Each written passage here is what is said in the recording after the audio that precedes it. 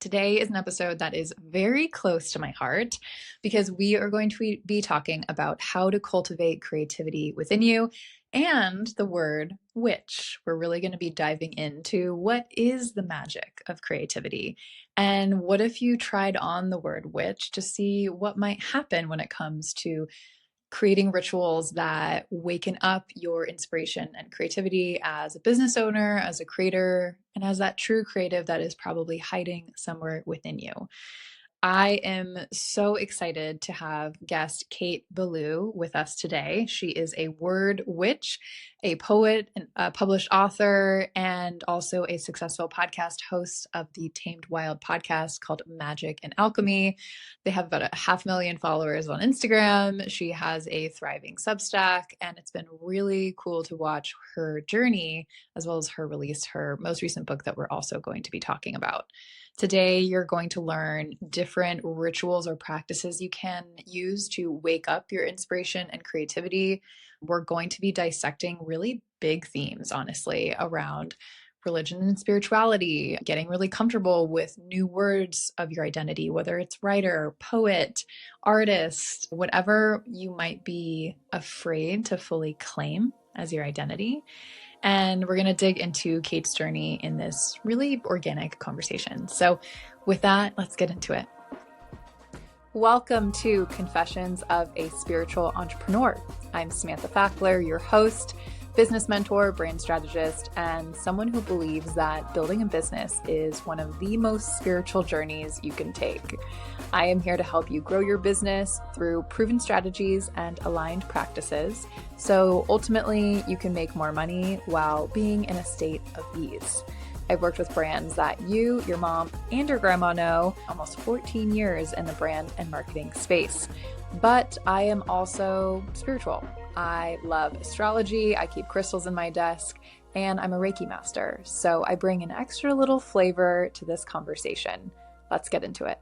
If you are like me, then you probably do things like check astrology before you plan a launch, or check in energetically if something is feeling right or wrong. And you're constantly wanting to develop your intuition muscle that helps you bring a little magic into your everyday. And if that is you, I invite you to join my community headquarters. It's free, and we have a large selection of different offerings. We also have lots of awesome guest workshops on everything from PR to SEO for a limited time. You can get access to everything in headquarters in the link in the show notes. Welcome, everyone. I am so excited about today's episode. We have Kate here with us, who is the author of Word Witch, a book that just came out about creative rituals and how they wake up the magic within us all. So, Kate, welcome to the show. Thank you so much, Samantha, and thank you for having me. I'm so excited to be here. We're thrilled. And there's so much that we're going to get in today. But before we dive in completely, I'd love for you to give our listeners just a little intro about yourself. Yeah, my name is Kate Belew. I'm an Aquarius sun, Scorpio rising, Aries moon, a writer and witch. I live in Brooklyn, but I grew up in Michigan, so those are two places that are very important to me. I've been here in Brooklyn for almost 10 years. I love it so much. And my work really works best at the crossroads of creativity and magic. And so that's where I kind of hang out. I love a liminal space as a witch.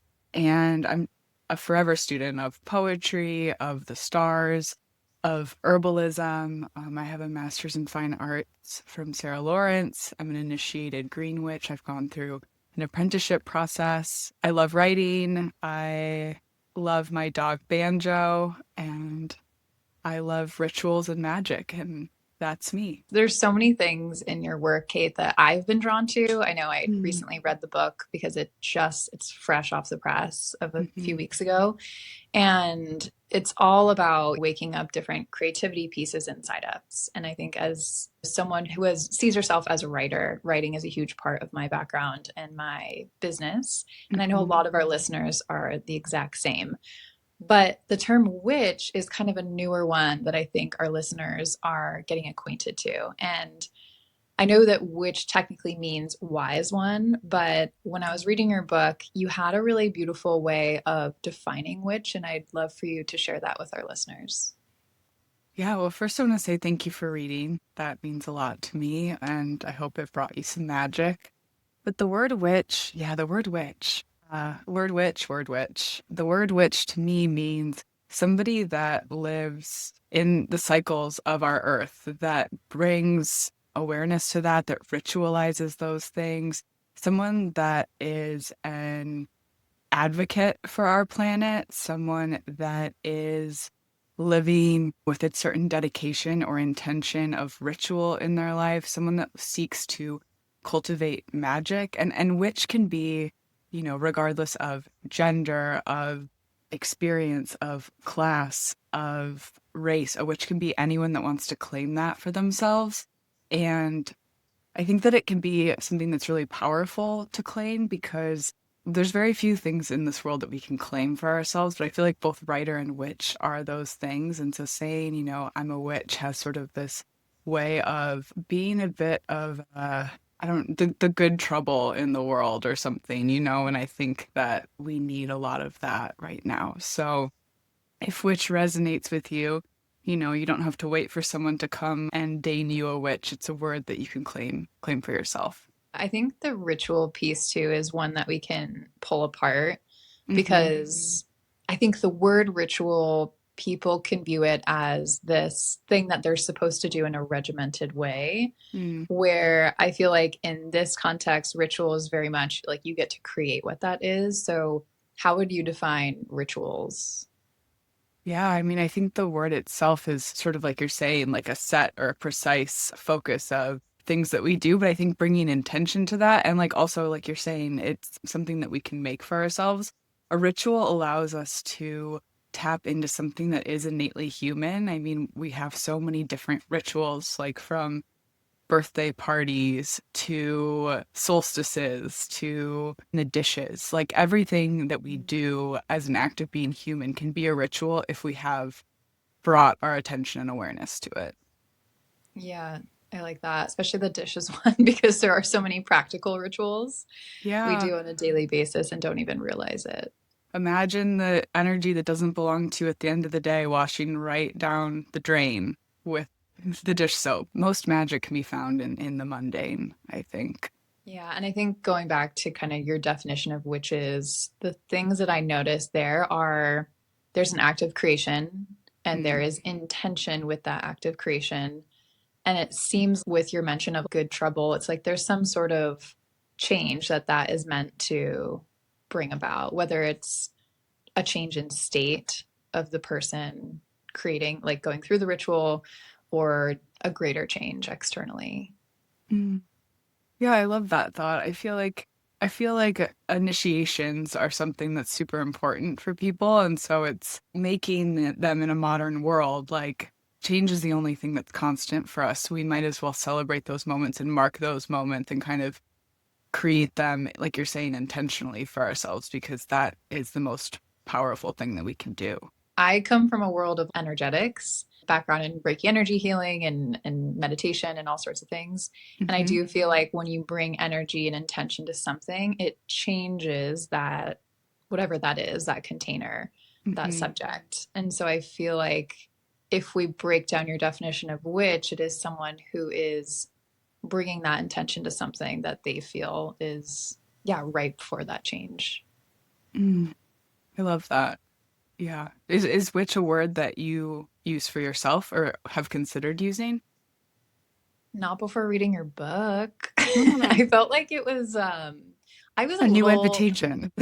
yeah, I was a little intimidated by the word, but I think what I didn't realize, well, I had heard whispers that there are many different kinds of witches. Hmm. And I think what stuck out with me, Michelle from Holisticism had shared your book, and that's how I discovered it. And I saw the cover and it said word witch. And there was something that completely jumped out to me because of my writing background. And also, I'm currently in a period where I'm kind of wrestling with my writing. I felt Mm. like I had a strong voice for a really long time. And then I focused on my business. I felt like I kind of lost that voice because of how much time goes into like branded marketing. So I'm Mm. trying to like wrestle my creative voice back. So the concept of a word witch is so interesting to me, and that feels much more true. I don't quite know if I'm ready to claim that yet. I'm still working on it. It's Yeah. intimidating, but I really like the way that you've presented what a word witch is to the world. I was lucky to learn some of those lessons of reclamation at a young age. Like I was in third grade, and I write about this in the book, but a famous Michigan poet named Conrad Hilberry came to my very small elementary school, Sherman Elementary School, and gave a poetry talk to the group of third graders that were really interested in reading and writing. It was kind of organized by local parents. We took this workshop, and he gave us these journals for the workshop, and he had us, write our names, and then he wrote under it is a poet and then signed his name to it. And so I found it years later and kind of had this like memory of that being a really galvanizing moment in my writing journey. And I was like, oh, like he was trying to tell us even then that we were poets, that there was nothing that we needed to wait for or work towards. And I feel like that's kind of something that's come again and again because like we have to learn things in spirals, and I was at a talk, I didn't talk about this in the book, but I did a study away in New York from Kalamazoo College when I was 20, and I was working at Poets House and for the National Book Critics Circle. And I went to an artist talk, and after the talk, I went to go thank the writer. His name's Brando Skyhorse, and I was like, "Thank you." And he asked me what I did, and I was like, "Well, someday I hope to be a poet." And he kind of like chuckled, and he's like, "Do you think someone will come down from the heavens and like deign you poet?"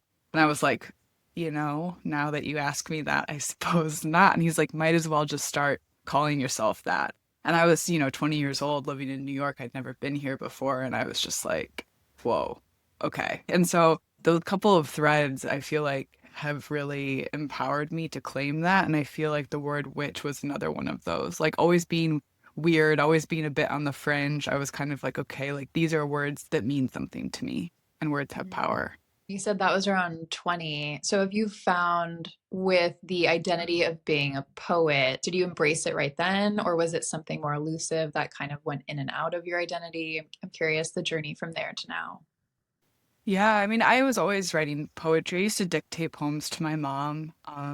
But it felt like one of those careers that was fake, like I didn't actually know that people were poets until I was lucky enough to work with Diane Seuss in my undergrad. She's an incredible Pulitzer Prize winning poet. She really affirmed that identity for me. And then coming to New York and seeing living artists, teaching artists in schools and in libraries and doing all sorts of different things, I was kind of like, okay, like this is the next sort of world opening moment where it's like people do work in these spaces and I too could work in these spaces. And it was very horizon opening, but and maybe you feel this way as an entrepreneur. Sometimes it's hard when the path isn't just handed to you. You have to like wait for the path to appear under your feet. And it's like a million different steps, and every step is so important toward that sort of actualization of the identity. Does that resonate with you at Mhm. all? Oh, 1,000%. Yeah. I mean, I've been a full-time entrepreneur for 3-ish years now. But Mm. until this year, I never felt super confident even saying that because I was like, oh, it's only been 2 years and whatever. I'm only at this level, even though I have huge dreams to be at this level. But at some point, it just starts to sink in. I think as you're doing that dance with a million different steps and 10 different directions. Yeah. It's so exciting. Yeah, it is. And I had the same journey with the term writer too. I think I struggle to call myself a writer, and I don't have any published writing as of now. But I hope that changes in the future. And I've had to just start saying writer so that it sinks in. Yeah. The more you affirm it, the easier it gets. Plus, it's like what I'll ask people is I'm like, well, do you write? And they'll be like, well, and I'm like, ever. And they're like, yes. I'm like, turns out you're a writer. Like, that's all it takes, just the act of writing. Yeah. And, for people who feel like there is a creative bone in their body, but they can't quite access it, I know you have a ton of rituals in your book, but is there something that you recommend for those people specifically? Yeah. I mean, I would encourage them to look at something that they do every day and discover the creativity in it. I think that everyone is innately creative, whether it's changing the brakes on the car or hanging up pictures or cooking a meal. Like all of these um, acts have i- beautiful creativity to them. So I feel like I'm usually kind of like, okay, like I remember having a friend who worked as a forensic chemist and she was trying to tell me she wasn't creative. And I was like, let's like walk that back, like you know so I feel like creativity exists, and I think that the broadening of that term can be super helpful for us because it's not just like, okay, I'm a painter or a writer, like we're also creative. And so then when we channel that into that thing that already exists inside of ourselves, it's like, I'm really great at cooking, so maybe I'm going to write a poem from that type of place instead of looking for something that hasn't resonated with me. Look for those sort of sparks for that like emotional half acre that we all have. I know poetry specifically has always intimidated me, and I've dabbled with it in the past. I enjoy reading poetry here and there, Hmm. but there was a ritual in your book where you ask people to write a poem. You give them some prompts and starters. And I know that you do this on Substack too. You share prompts every week. Hmm. And I actually wrote a halfway decent poem, and it felt like it woke something up inside of me. Amazing. I Yeah. want to read it. Yeah. That's the scary step, but yeah. Well, they really did us a disservice. They, the collective they, I mean, that word doesn't really mean that much when referring to the larger thing of the education system. But I'm like, they did us a disservice in high school and elementary school, I think, with poetry because they would have us read these poems. And I feel like the first question was like always like, what do we think it means? And I feel like, what's the point of that, really? Like, it's people that have written these things hundreds of years ago, and we're supposed to be able to deduce stuff down to a meaning instead of like, wow, what really like made us feel something, or like what really excited us, or what confused us. And like honoring that questioning of the poem, I feel it could be such a more supportive place. And some teachers, I'm sure, are doing this, but I think that a lot of us are a little bit afraid of a poem because we think it has to be this like opaque, like black box that we don't know how to access. But it's one of the oldest things people have been doing is writing poetry, like telling stories. It's so innate within all of us. And so I really hope that people will get back to that. And I came up with those 7-line prompts because I was once teaching a class and a friend messaged me on the side and she was like, this prompt is so beautiful. She's like, but I actually have no idea still how to write a poem. And so I had to think backwards a couple steps and be like, what if someone doesn't even know the shape of a poem or how that feels or lives in their body? And so I wanted to offer some scaffolding to people that really needed a hand reached across the page to be like, we're going to do this together. And it's still a poem. And, your muse can be conjured up later, but this is sort of like Pam Grossman just called them on the Witch Wave the magical Mad Libs, and it made me laugh, and I love that. So if that's helpful to anyone. I like that analogy because I feel like Mad Libs are so easy. You're like, okay, I'll fill this in here, here, and here. And then all of a sudden you have a story. You have a feeling rather with poetry. And creative play is so important. And Starhawk talks about how rituals should all have an element of play. And I think that there's something that can be so serious about, art or a ritual or like magic or the work that we do, but actually bringing in play and that joy and that whimsy can be such a creative catalyst. I think it's hard for people to access play these days. I feel like on one hand, there's all this fun stuff on the internet you can find and go down lots of different rabbit holes, but also people are taking themselves quite seriously, Mm-hmm. myself included, like guilty as charged. I mean, same, Yeah. same. It's a lifelong pursuit, play. Yeah. And one thing I wanted to kind of dissect with you too is this connection between creativity and spirituality. I think something when I first kind of stumbled upon this, it was through Elizabeth Gilbert's book, Big Magic, and Mm-hmm. how certain ideas will kind of just plop into you. And when you can open spiritually or intuitively to see what might want to come through, and seeing it as like this isn't something that I need to like generate with my hands. It can be something I receive. Mm-hmm. But I'm curious your interpretation of that connection.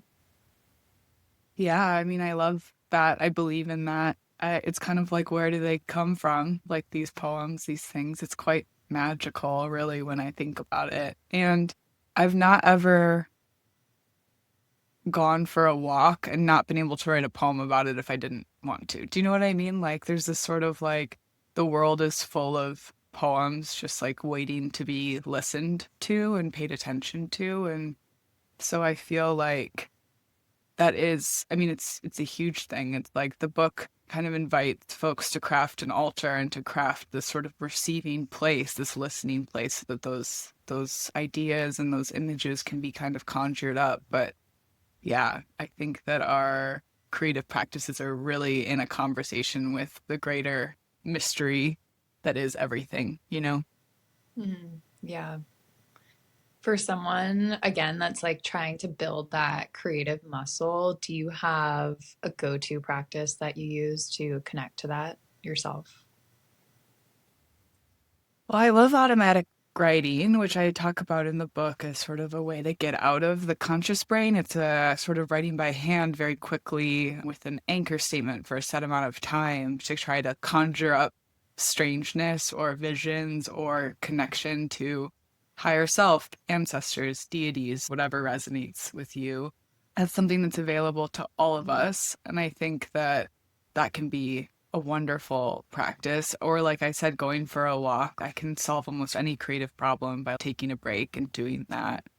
Dream work, which I talk about in the book, is a wonderful sort of way to do that. But it might not be good, but I've never opened a doc on my computer to write a poem and not been able to write at least one or two lines, you know? It will be what it will be, and like trying to listen and then coming back to it later if it's not the right time. But it's much like magic, writing is a craft too. And I think that a craft is something that we have to show up to again and again and again. It's um, a lifelong dedication and pursuit. Yeah, it's like a muscle, or if you play an instrument, like if you don't play that instrument for years, then it's going to be tough to kind of bring it back, but you can relearn it. You can Mhm. practice. Yeah. Yeah. And I think for me, the tough part is when I go too long without creative writing, because then I stare at the blinking cursor and I think, I don't know where to go from here. Yeah. Yeah. I mean, got to finger paint with the page at that point. It's just like type as many random words as you can and see what happens. It's like make the first mark. Making the first mark is hard. Yeah. Yeah, it is. But eventually we get there when we grit through it and yeah, get a few words down. Speaking of words, something I also wanted to chat with you about that is like the connection between spelling something and a spell. Mm. What's the Yes. So I have not been able to find any concrete historical etymological evidence of this. I looked, I have found whispers. I just feel in my heart though that they are connected. So I definitely had to pull back a little bit on the book in talking about that. So I talked about it more from a poetic stance instead of a historical standpoint. But I mean, the words are clearly linked, you know?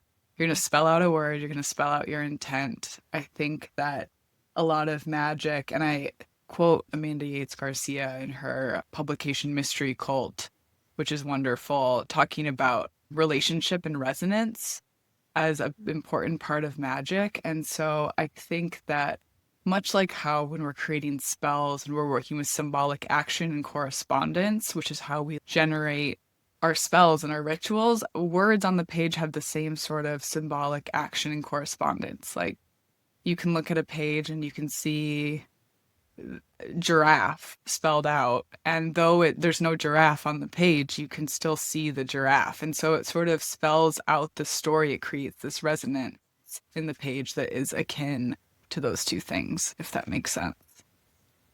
Yeah, and it's actually now making me think about how lost we can get in stories and in books. Like we Mm-hmm. fully travel to another imaginary world and narrative, and that is all through the spelling of each word that threads together that makes up that work. And it is like a giant spell when you think about it.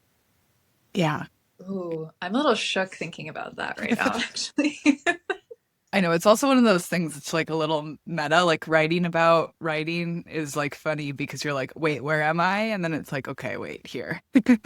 Yeah. Because it creates this new reality and it makes new realities possible. I mean, we're channeling onto the page, we're making something from nothing. We're telling these stories. It's like what you're talking about, these visiting ideas. It's very magical and mysterious. I think some of this stuff, I mean, witches, spells, there are people that are resistant to that language, and I'm curious how you work with that. Yeah, I mean, it's not going to be right for everyone. My advice is always try it on and see how it feels, and you can get rid of it later. I don't think our identities are fixed. I think that we're really fluid as humans, naturally. Something that's going to work right now for me might not work in 6 months, and sort of being open to the possibility of change or of embracing things or, keep it secret, make it public, try on a label, get rid of the label. There's no pressure ever. And I don't think that the muse or the duende or the higher self or the inspiration or the greater mystery or the divine cares about what we call ourselves. So I think that the important part is being open to receiving those ideas and creating something with them, not about the label itself. Even I've had resistance to the word witch, but I have no resistance whatsoever to like the role of a witch, if that makes sense. Totally. Yeah, I mean, it's a charged word. It has a long history of a lot of things. And so, yeah, I think that makes a lot of sense. And I find that it also greatly depends on how you grew up and like what you were told or the culture that you were in, like around this stuff. Mm, Did you grow up in a culture that felt supportive of this, or was it something that you had to kind of go against the grain on? that's a great question. I don't feel like I've talked about this a lot, but I grew up in the church. And so I was confirmed Presbyterian. But I had this really lovely pastor who I think really just helped me cultivate spirituality. Like I kind of remember doing it because my parents were like, you should do this. And so I spent the time in the church, but Seth Wheeldryer was just this amazing spiritual leader who never really pressured me. Like I remember talking to him because we would have these like conversations about this before getting confirmed. And I was like, I feel God, quote unquote God, most when I'm out in the field. And he was like, great. He's like, most people, like then go there. Like that's amazing. Like there was never any like sort of restrictive or dogmatic or punitive way that I was treated for being like this. And he would have us do things like ring the bell, like so the sort of like act of like ringing a massive church bell with the rope or like crawl on our stomachs above the church, like in the rafters and like look down at the pew. Like it was this very like strange interactive way of dealing with religion. And on the other side, like my family was very encouraging of me writing and creating things. My grandma Joan was a librarian, and my grandma Lucy was just like a lover of fairy tales. And so any home that I was in was a home of like books and fairy tales and witches. And, we probably had 14 different copies of Baba Yaga's story, which is in the book. And so I grew up with this sort of like awareness that there was some sort of higher power. I read the Bible at a young age and was kind of like, it seems like a really good story. Like, I don't know, like something I need to like buy into. And I think from that I became a witch because I was like, I believe in the symbolisms and the rituals and the spirituality and the potency of all of these fairy tales and stories. And so taking all of that kind of helped me transition out of this like Christianity into sort of more like connected magic of the planet Earth. That makes sense. Completely. Yeah, that's so interesting. Because I feel like a lot of stories have more tension or conflict, and that just seems like such a smooth on ramp into, yeah, being a witch. Yeah, it is strange. I never talk about this at all. He always would close out like a Sunday service by saying, "Go out into the world in peace, but do not expect to find peace everywhere you go." And I just feel like there was a sort of like this poetry of being in the world that was like such a gift. I mean, that's what it was. But Yeah, that's a huge gift. And I love that he was supportive of you going out to the field and being in nature and connecting in your own way. That's so cool. yeah, I recently saw him too for my grandpa's funeral like a couple of years ago, and we like caught up. And I was like, "Yeah, I'm working in the witchcraft space, and they have this book out about herbs." And he's like, "I'm gonna get a copy." Like, there's just never been like it was just. I feel very grateful and lucky to him and to my grandparents and to my parents and all that they gave and instilled in me. I remember texting my dad once and being like, like just a struggle at the beginning of the job world out of college and being like, I'm so sorry your daughter is a poet. And he texted me back and I have this saved on my phone and he was just like, I'm not and I never have been, and so it's sort of like it's been a privilege and an honor to be a part of their lineage. That's so massive. Like, so much support for you to continue to walk this path and, yeah, bring your gifts to the world in your unique way. And may we all be the ancestors that continue to pass that on. Well, to wrap up today, because of the podcast name Confessions of a Spiritual Entrepreneur, I like to ask my guests, do you have a confession that you would like to share with our listeners? It could be in your life, it could be in your work, anything that comes to mind. Ooh, a confession? Mhm. Something I haven't told anyone? I'm like, However, what you would want to that be? define confession. Confession. As a Scorpio rising, I'm like, everything's private. Interesting. My confession is I don't believe in writer's block. I don't think it exists. That's a hot one. Yeah, hot take. Hot take over here. I don't think it exists. I think it's a word that we have created, and maybe we've created a bit of an egregore, like a spirit, by all of our attention on this word so that it's been given some life, but I don't think that creative blocks are real. Writer's block is a myth. Yes, exactly. Let's talk about it. Come find me. Awesome. And with that, where can people find you, Kate? People can find me on Instagram at K8Belew, on my website, katebelew.com, and on Substack under Word Witch Creative Magic. Awesome. Amazing. Well, thank you so much for coming on the show. I really enjoyed every word of this conversation and it honestly helped me think about certain things in new ways. So I Mm. appreciate you. Thank you so much for having me. This is so much fun. If you got anything out of this episode today, please share it with a friend. I am so happy you're here. My name is Samantha Fackler. You can find me on Instagram at samantha.fackler, and please subscribe to the show if you haven't already. Catch you next time.